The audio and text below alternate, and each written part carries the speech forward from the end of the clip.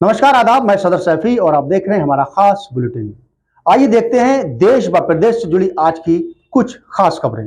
और इधर बहुजन समाज पार्टी की यानी बसपा सुप्रीमो मायावती देश भर में बड़ी तैयारी में जुटी हैं और उनका नया प्लान अभी फिलहाल सोशल मीडिया और मीडिया पर जारी नहीं हुआ है। लोकसभा चुनाव में अप्रत्याशित पराजय के बाद बसपा प्रमुख मायावती सक्रिय हो गई है। ऐसे में उपचुनावों से दूर रहने वाली बसपा को इस बार मैदान में उतारने का पूरा मूड बना लिया है। इन सीटों पर प्रभारी घोषित करके तैयारियों को जहां रफ्तार दिया गया है, वहीं गुरुवार को पदाधिकारियों को भी तलब कर आगामी रणनीति तय करने की बात चल रही है। बता दें कि बसपा प्रमुख मायावती लोकसभा चुनाव परिणामों के बाद तबातोड़ बैठकें कर रही हैं। वह राष्ट्रीय पदाधिकारियों की बैठकों के साथ ही यूपी पर उनका फोकस ज्यादा है। यहां होने वाले उपचुनावों में उन्हें 2027 के लिए पार्टी को ऑक्सीजन मिलने की उम्मीद है, लिहाजा वह संगठनात्मक गतिविधियों पर खुद बारीकी से नजर रख रही हैं। इसी क्रम में उपचुनाव से पहले 19 सितंबर को लखनऊ दफ्तर में बड़ी बैठक बुलाई गई, जिसमें सभी जिलों के अध्यक्ष मंडल कोऑर्डिनेटर को भी तलब किया गया था।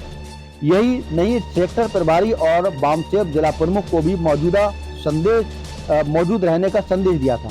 यूपी बसपा अध्यक्ष विश्वनाथ पाल ने कहा कि पार्टी मुखिया ने बैठक बुलाई है, लेकिन एजेंडे की जानकारी मीडिया को साझा करने से इनकार कर दिया है। बसपा प्रमुख मायावती का इस वक्त आक्रामक मूड में है। वह हर सामाजिक मसले पर पार्टी को अपना मत रख रही हैं। वहीं आरक्षण की जातिगत जनगणना को लेकर भी खुलकर पक्ष रख रही हैं। इसके साथ ही समय समय पर विपक्षी दलों पर भी निशाना साध रही हैं। बसपा प्रमुख पार्टी पदाधिकारियों के सकारात्मक गतिविधियों की फीडबैक लेंगी, दलित पिछड़ों को साधने की मंत्र देंगी, साथ ही उपचुनाव वाली सीटों पर बूथ लेवल तक पार्टी की मजबूत और घोषित प्रभारियों को बतौर प्रत्याशी उतारने पर इनपुट भी लेंगी। यूपी की करहल, मिल्कीपुर, कटेपुर, कुंदरकी, गाजियाबाद, खैर, मीरापुर, फूलपुर, मंजबा और सीसामाऊ पर उपचुनाव होना है। इन सीटों में 5 समाजवादी पार्टी के पास थी। इसके अलावा लारोद, निषाद पार्टी और एक सीट पर जीती थी, जबकि बीजेपी ने 3 सीटों पर जीत दर्ज की थी। इन सीटों पर बसपा के पास खोने के लिए कुछ भी नहीं है। वहीं अगर वह जीत दर्ज करने में कामयाब हो पाती है तो उन्हें आगामी चुनावों के लिए कार्यकर्ताओं को जोड़ने में मदद मिल सकती है। बसपा यानी बहुजन समाज पार्टी के आगामी हरियाणा विधानसभा चुनाव और उत्तर प्रदेश में होने वाले चुनाव को लेकर तैयारी शुरू कर दी है। खास तौर पर मायावती के भतीजे आकाश आनंद को इन अभियानों के प्रमुख भूमिका निभाने के लिए तैयार किया गया है। उन्हें हरियाणा चुनावों के लिए पार्टी के स्टार प्रचारकों में शामिल किया गया है और वह उत्तर प्रदेश में होने वाले उपचुनाव की देखरेख भी करेंगे। इसके लिए आकाश आनंद के एक नई रणनीति तैयार कर रहे हैं, जिसके तहत वे सीधे जनता से जुड़ने का प्रयास करेंगे। आकाश आनंद बड़े सार्वजनिक सभाओं के बजाय चौपाल के माध्यम से लोगों से संपर्क करेंगे। चबूतरों, बागों और खेतों में जाकर लोगों से संवाद करेंगे और एक ही दिन में 2 चौपालें आयोजित करेंगे। इस रणनीति का उद्देश्य आकाश आनंद को आम जनता से जोड़ना और उनकी समस्याओं को सीधे तौर पर सुनना है।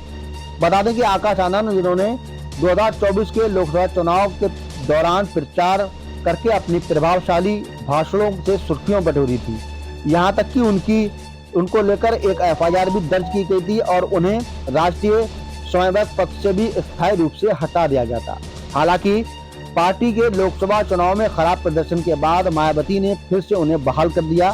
साथ ही इन दोनों आकाश आनंद के भाषणों और भी अधिक नपा-तुला बोलना की बात कही जा रही है। अब युवा मतदाताओं से जुड़ने, शिक्षा तथा रोजगार जैसे महत्वपूर्ण मुद्दों पर ध्यान केंद्रित कर रहे हैं। उनकी पार्टी में वापसी में एक नई जान पड़ी है, जिससे आगामी चुनाव में बीएसपी नेताओं में एक देश व प्रदेश से जुड़ी हर खास खबर के लिए हमारे चैनल को सब्सक्राइब, लाइक व शेयर भी करें।